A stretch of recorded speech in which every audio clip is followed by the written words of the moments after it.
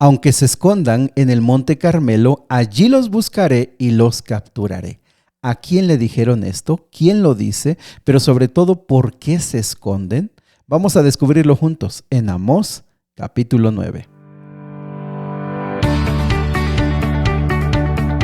Nuevamente bienvenidos amigos y amigas a Momentos de Esperanza. Estamos listos esta mañana para abrir la palabra de Dios, para orar juntos, para buscar al Señor, que Él esté con nosotros durante este día. ¿Sale?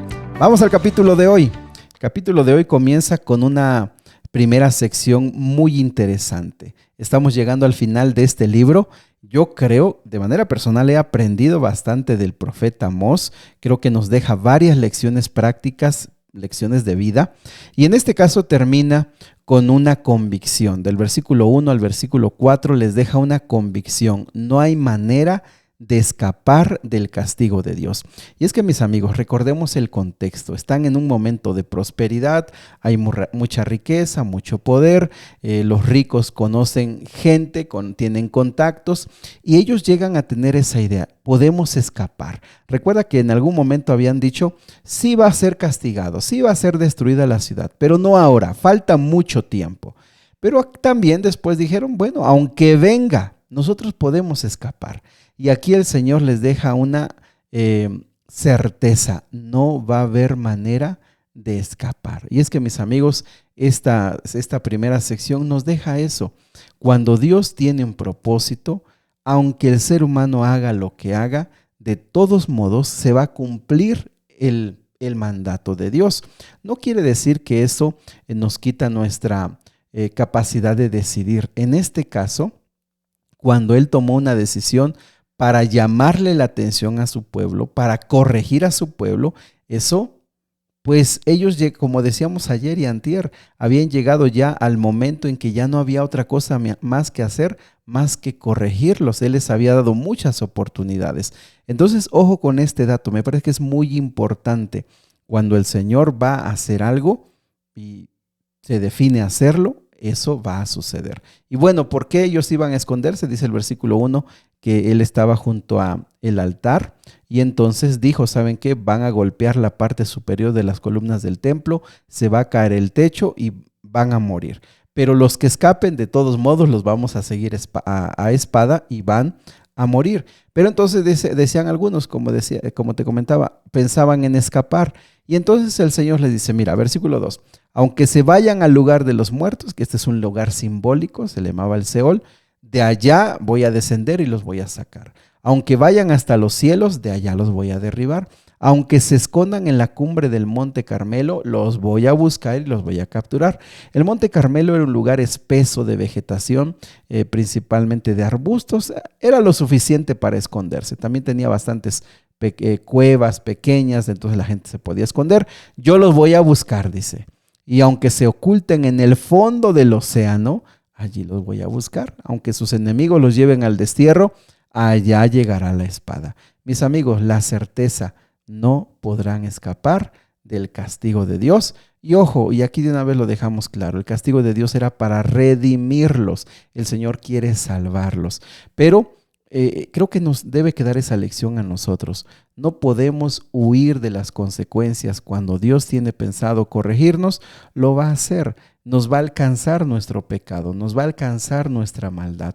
Vamos a sufrir. No hay inteligencia, no hay forma de esquivar cuando nuestro pecado nos alcanza. Siempre va a pasar, siempre vamos a cometer un error, siempre vamos a hacer algún descuido y entonces va a suceder las consecuencias de nuestro pecado.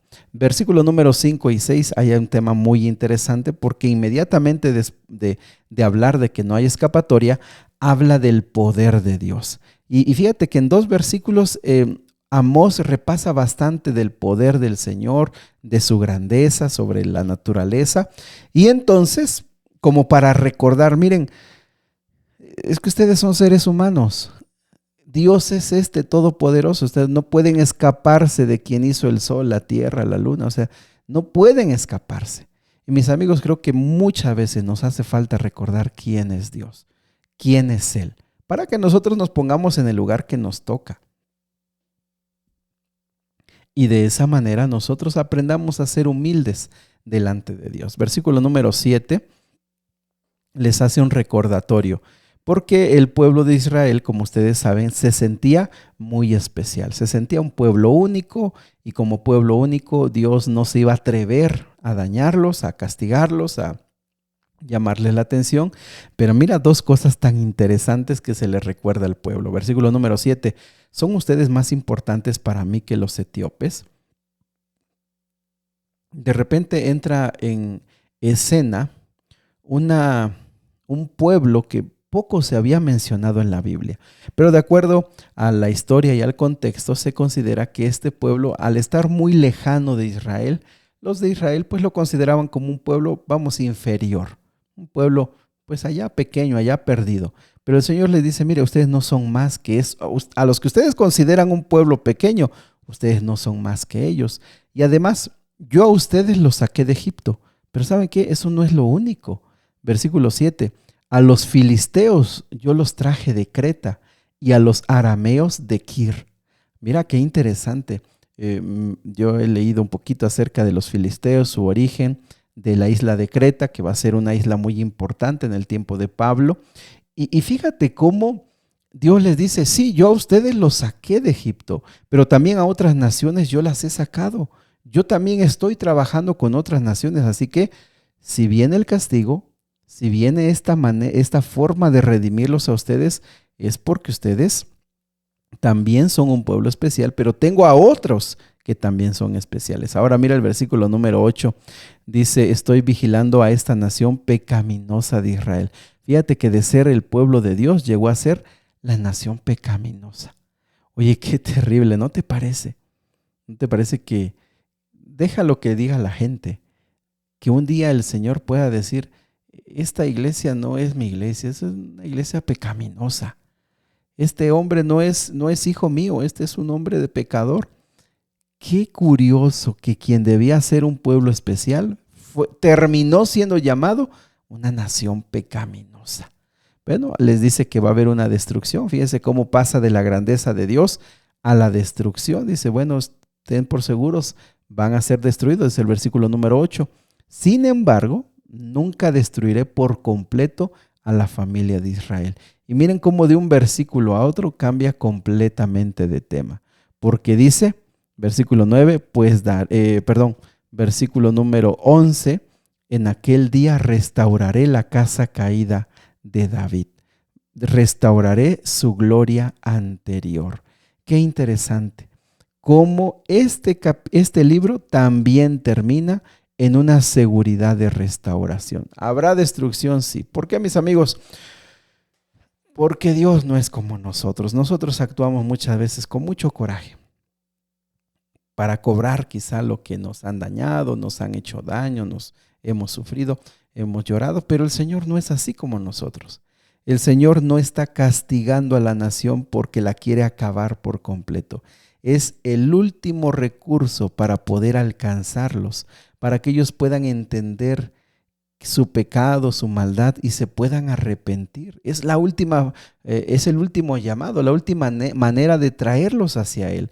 Y entonces les dice, miren, al final de todo esto, vamos a restaurarlos. Mis amigos, miren cómo termina ese versículo 14. Ustedes van a reedificar sus ciudades que están en ruinas y nuevamente van a vivir en ellas. Van a plantar viñedos y huertos, comerán sus cosechas, beberán su vino. Los plantaré firmemente allí en su propia tierra. Nunca más serán desarraigados de la tierra que yo les di, dice el Señor, tu Dios. Mis amigos, el Señor promete, y creo que varios libros que hemos leído, creo que todos han terminado así, con una promesa de restauración. Recuerda, estas promesas no se pudieron cumplir por la dureza del pueblo, y estas promesas ahora se nos dan a nosotros como cristianos que hemos sido adoptados. Ahora el Señor nos dice, de todo el dolor de este mundo, ustedes van a terminar allá en la patria celestial, donde ustedes van a vivir, van a sembrar, donde será de veras totalmente diferente. Mis amigos queridos, ¿no les parece que el libro de Amós nos llevó a la certeza, a una convicción profunda. Hay que buscar al Señor, hay que volvernos a Él. Vamos a orar. Querido Dios y Padre, esta mañana, al detenernos a pensar un poquito en tu palabra, te damos gracias porque tú no castigas para destruir, sino tú castigas para redimir, para que el ser humano pueda comprender su pecado, su maldad y pueda recapacitar. Esta mañana ponemos en tus manos toda nuestra vida, todos nuestros problemas, nuestras necesidades. Esta mañana, Señor, te pedimos que sea tu Espíritu Santo quien nos acompañe hoy en las actividades que vamos a tener, en los trabajos que vamos a realizar, en las consultas médicas, en las reuniones de trabajo. Todo lo que vamos a hacer, Señor, lo ponemos en tus manos. Quédate con nosotros hoy. En el nombre de Jesús. Amén. Sigue orando, amigo, amiga. Pon tu vida en las manos de Dios.